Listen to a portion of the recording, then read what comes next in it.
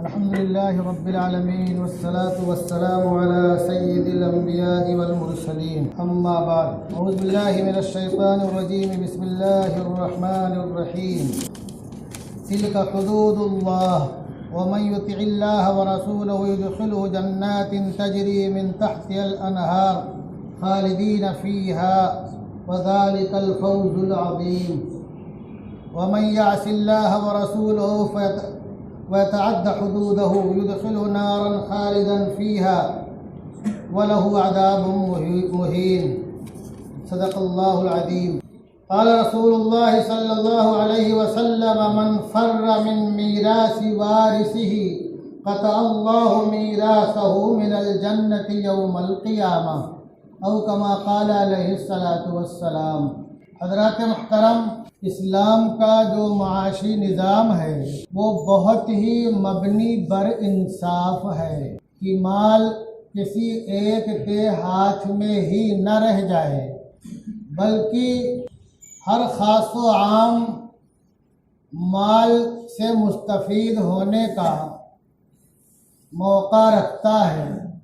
انہی مبنی بر انصاف نظام ہائے اسلام میں سے ایک ہے میراث کا مسئلہ۔ میراث کے تعلق سے جناب رسول اللہ صلی اللہ علیہ وسلم کی تشریف آوری سے پہلے عجیب نظام رائج تھا، لیکن جناب رسول اللہ صلی اللہ علیہ وسلم کی بعثت کے بعد اور ایک واقعے کے بعد قرآن نے میراث یعنی ترکے کے شکلوں کو بہت ہی واضح انداز میں حصے بکھرے کر کے بتا دیا ہے۔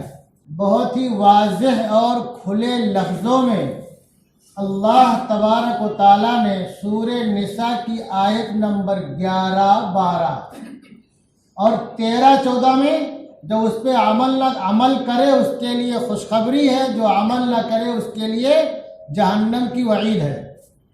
اور سورہ نساء کی جو سب سے آخری آیت ہے 176، اس میں بھی میراث کا مسئلہ ہے۔ اللہ تبارک و تعالیٰ نے میراث کے مسئلے کو بہت ہی دو ٹوک لفظوں میں بالکل کھول کر کے بیان کر دیا ہے، حصے بکھرے کر کے بیان کر دیا ہے کہ کسی کو کوئی شک نہ رہ جائے۔ اس کی بہت سی وجوہات ہو سکتی ہیں۔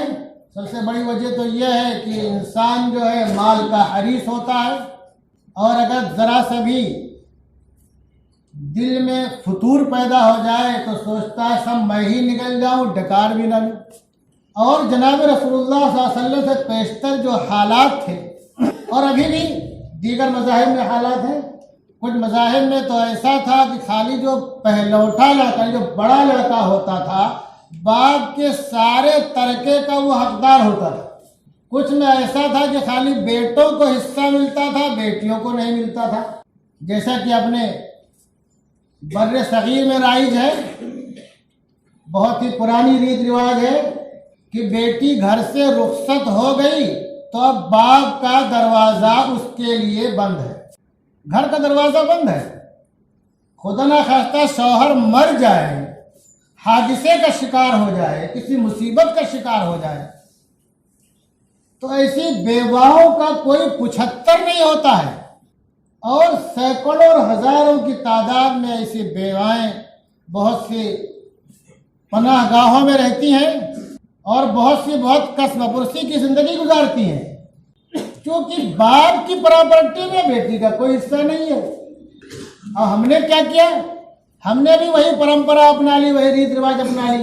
ابھی میں گاؤں گیا تھا تو ایک یہاں صاحب کے یہاں شادی تھی، تو ہمارے رشتے کے عزیز جو بہت ضعیف ہیں اور رنوی کیے ہوئے ہیں، ان سے ملاقات میں پریشان تھے کیونکہ وہ تھوڑا سا چلنے پھرنے سے معذور تھے، تو میں خود ملنے گیا تو ان کے بھائی کے بیٹے کی پوتے کی شادی تھی، تو کچھ رسم و رواج کا یہ تذکرہ ہمیں کہا چچا یہ کیا ہے؟ تو جملہ انہوں نے کہا بہت ہی سچی بات کہی۔ انہوں نے کہا کیونکہ اپنے پرکھے جو تھے سب ریت رواج پہ عمل کرنے والے تھے، تو وہی باتیں اب بھی اپنے لوگوں میں موجود ہیں، اس کا تعلق اسلام سے نہیں ہے۔ تو جو غیروں کی ریت رواج ہے، ان کی جو پرمپرا، ہم نے اس کو مضبوطی سے پکڑ لیا ہے، اور جو اللہ نے کھول کر کے بیان کر دیا، اللہ کے پیارے حبیب نے واضح کر دیا، اس کو ہم نے چھوڑ دیا، اس پر ہماری توجہ ہی نہیں ہوتی ہے۔ ان کے یہاں بیٹیوں کے لیے باپ کا دروازہ بند ہوتا ہے، تمہارے یہاں نہیں بند ہوتا ہے۔ باپ اگر زندہ ہے تو اللہ کے پیارے حبیب کا ارشاد سن لو، آپ فرماتے ہیں الا ادلک علی افضل الصدقۃ، الا ادلک علی افضل الصدقۃ ابنتک مردودۃ الیک ولیس لها کاسب غیرک۔ کیا فرمایا کہ میں تمہیں بہتر صدقہ کی رہبری کروں، اور وہ کیا ہے کہ تمہاری بیٹی تمہاری طرف لوٹا دی جائے، طلاق ہو جائے یا شوہر کا انتقال ہو جائے، کوئی حادثہ پیش آ جائے، اور اس کی کفالت کرنے والا تمہارے علاوہ کوئی نہ ہو، تو تم جو اس پر خرچ کرو گے، یہ افضل صدقہ ہے، یہ افضل صدقہ میں افضل صدقہ ہے۔ آج ہم کیا سمجھتے ہیں؟ غریبوں کو جو دیں گے وہی صدقہ ہوگا، اور ڈھونڈتے ہیں، اپنے گھر میں نگاہ نہیں ڈالتے، پاس پڑوس میں نہیں دیکھتے، اور بعض دفعہ لوگ صدقہ کرنے کے لیے برادریاں ڈھونڈتے ہیں کہ فلاں برادری کے لوگ پہلے سے مشہور ہیں، غریب اور محتاج، انہیں کو دیا جائے۔ حالانکہ اس زمانے میں جو مقصود اسلام میں، پہلی بات تو برادری واحد نہیں ہے، سن لو، اس زمانے میں جو کبھی مقصود برادریاں تھی، غربت و پسماندگی اور تنگ دستی میں جو مشہور تھی، واقعتاً ان کے ہاں کھانے کو نہیں ہوتا تھا، کیونکہ ان کا نہ گھر کا ٹھکانہ ہوتا تھا، نہ کھیت پاس ان کے پاس ہوتے تھے۔ کبھی مستحق رہے ہوں گے، لیکن ابھی وہ بعض دفعہ تم سے زیادہ صاحب ثروت اور مالدار ہے۔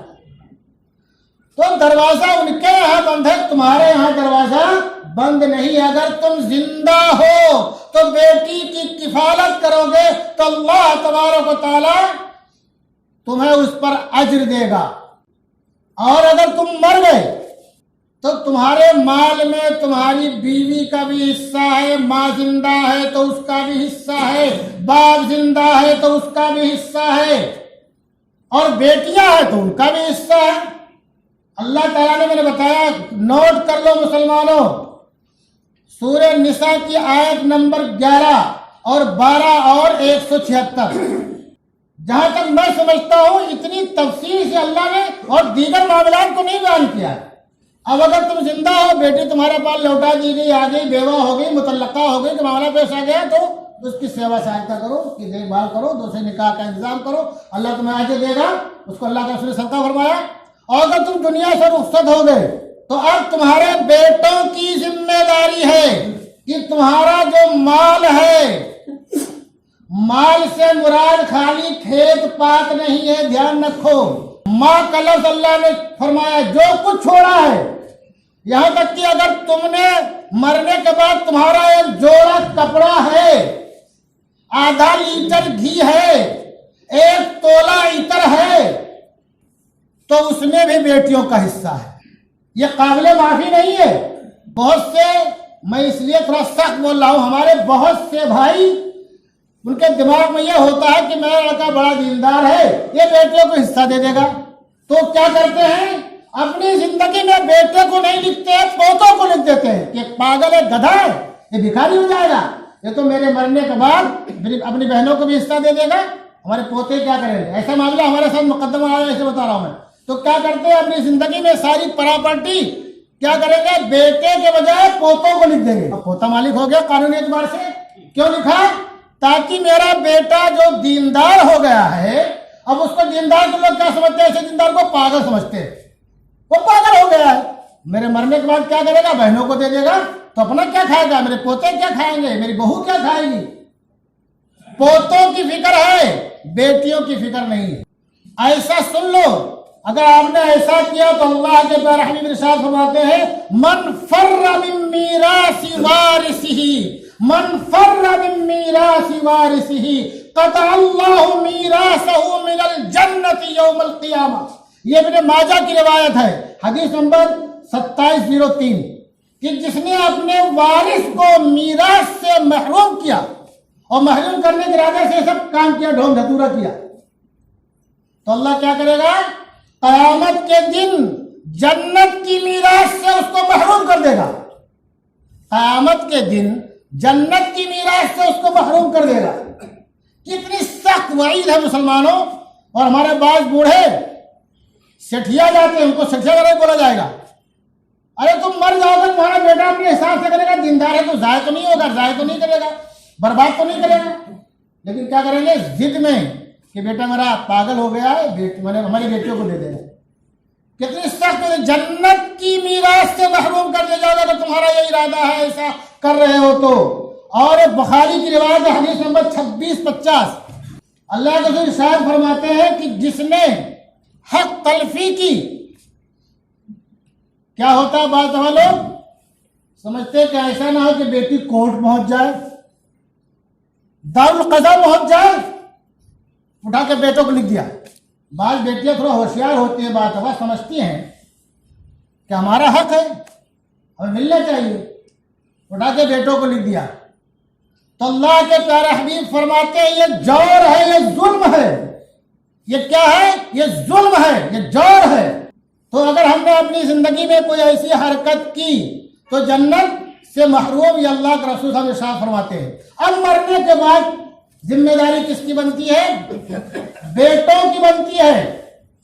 अब बेटे बाद दफा क्या करते हैं, माँ को भी महरूम कर देते हैं। अगर 5 बेटे हैं तो अब माँ बेचारी ने 9 महीने पेट में रखा, 2.5 साल 2.5 साल दूध पिलाया, गूमूत किया, 5 बेटों की सेवा किया, 5 बेटों की किया, बेटे ने क्या अकेले सबको संभालती रही। अब बची माँ, तो उसको भी क्या करेंगे, सारे तरके वो लिखवा करके अपने नाम करा लेंगे बेटे सब। माँ को भी महरूम बाल दफा कर देते हैं। माँ को क्या बोलेंगे, अम्मा तुम्हारा जी चाहे जिसके साथ तुम रहो। अरे अम्मा का जी क्या चाहे, तुमको तो जो ये चाहिए कि जो उसका हिस्सा शरई बनता है वो उसके नाम आना चाहिए, उसका उस पर कब्जा होना चाहिए, और उसके बाद तुम्हें कहना चाहिए अम्मा हम ही तुम्हारी खिदमत करेंगे, तुम्हारे दूसरे भाइयों के पास मत जाओ, तुम्हारी जो जरूरियात है उसको पूरा करेंगे। नौजवान था, वो हाफिज था, लेकिन बहुत दीनदार नहीं था, कारोबार भी बहुत अच्छा नहीं था। तो उसके बाप बीमार हो गए, कुछ इस तरह का मसला पेश आया। तो उसने अपनी माँ ने कहा बेटा हमारी कैसे तुम मुझे खिला पिलाओगे, सेवा करोगे। तो उसने क्या कहा, जुमला सुनो मुसलमानों, बाज ऐसे फर्मा बरदार बेटे भी होते हैं। उसने कहा अम्मा तुम फिक्र मत करो, मैं अपने कोहनी से नस काट करके तुम्हें पिलाऊंगा, मैं तुम्हारी सेवा ऐसे करूंगा, तुम फिक्र क्यों करती हो। तो बाज बेटे ऐसे भी होते हैं, लेकिन इस जमाने में अक्सर बेटे नाहंजार होते हैं, नाहंजार बेईमाना होते हैं कि माँ का जो हिस्सा उसके शौहर की प्रॉपर्टी में बनता है, बैंक बैलेंस में बनता है, सोने चांदी में बनता है, और चीजों में बनता है, माँ को नहीं देते हैं। और बोलेगा माँ तुम्हारी जिसके साथ रहने की तबीयत चाहे उसके साथ रहो। बाद में होता क्या है, वो बहू उगता जाती है जिसके पास रहती है, वो बोलेगी वहां जाओ वहां जाओ, बेचारी धक्के खाती है। अब भाइयों की बेटों की जिम्मेदारी क्या है, तरके में माँ का जो हिस्सा शरई है वो मुतय्यन करो। मैं हिस्सा नहीं बता रहा हूं अभी इसलिए कि टाइम बहुत चला जाएगा। बेटों की जिम्मेदारी क्या, माँ का हिस्सा। सबसे पहले जो बाप पे कर्ज था उसको अदा करो। अगर वसीयत कुछ कर गया है तो वसीयत 1/3 माल के अंदर ही नाफिज होगी, आगे नहीं नाफिज होगी। 1/3 माल से वसीयत पूरी की जा सकती है। अगर ज्यादा की वसीयत कर गया है तो 1/3 माल से अगर ज्यादा बनना है वसीयत का उसका, तो फिर क्या करेंगे, सारे वरसा अगर राजी होंगे तो पूरी की जाएगी, वरना 1/3 माल के आगे से नहीं पूरी की जाएगी, उसके अंदर ही सब की जाएगी। अब जो कर्ज के बाद वसीयत के बाद जो बचता है उसको बांट लो जो इससे बनते हैं। अब बांटने में माँ को महरूम किया, बहनों को भी महरूम कर देते हैं। जबकि जहां तक मैं समझता हूं, जहां तक मैंने पढ़ा है और देखा है कि माँ और बाप को अब अलग कर दो, माँ और बाप को अलग कर दो।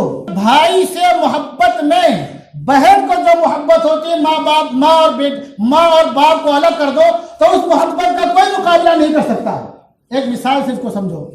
हज्जाज इब्न यूसुफ के दरबार में 3 लोग हाजिर किए गए और हज्जाज ने तीनों को कहा गर्दन मार दो। उसके ऐसे नीचे कोई फैसला नहीं होता था। एक औरत पीछे से चीखती चिंघाड़ती हुई आई, रोती चिल्लाती। तो हज्जाज ने कहा ठीक है, तो इन तीनों में से किसी एक को चुन लो, उसको छोड़ दूंगा, बाकी दो की गर्दन मार दी जाएगी। तो औरत ने फौरन फैसला किया। क्या किया, कहा ज़ौज मौजूद, अल वलद मौलूद, अल अख मफकूद। क्या कहा उसने, कहा कि شوہر موجود ہے، مطلب کیا ہے؟ اس نے کہا بھائی کو چھوڑ دو، تو حجاج نے کہا تو نے بھائی کو کیوں چنا؟ بیٹے کو اور شوہر کو کیوں نہیں چنا؟ تو اس نے کہا زوج موجود، کہا میرا شوہر اگر مار دیا گیا تو میں عدت گزارنے کے بعد دوسرا نکاح کر لوں گی، مجھے شوہر مل جائے گا۔ تو کہا بیٹے کو، کہا اولاد موجود، دوسرا نکاح کروں گی، مجھے اللہ تعالیٰ بیٹا عطا کر دے گا۔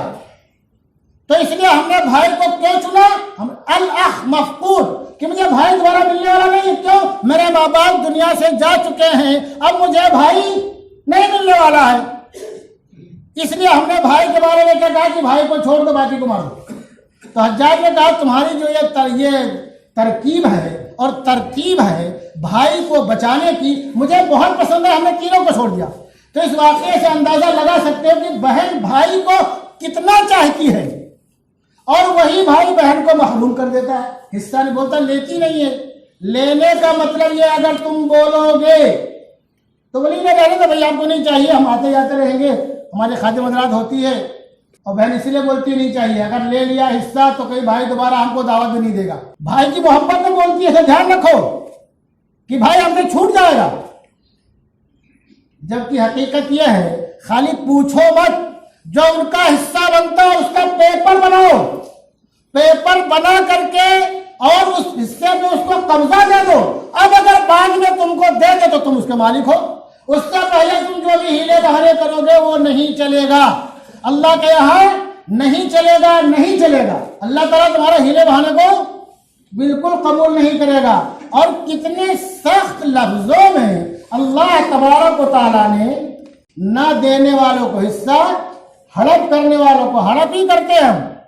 اگر آپ بہن سے پوچھو گے کسان کے ہاں اگر آپ نے شادی کیا گاؤں میں تو کیا بولے گی؟ ارے ہمارے کوئی کھیت کم ہے، تمہارا کھیت لیں گے۔ گھر بولو گے گھر میں سے، بولے ہمارا تو گھر ہے ہی ہے۔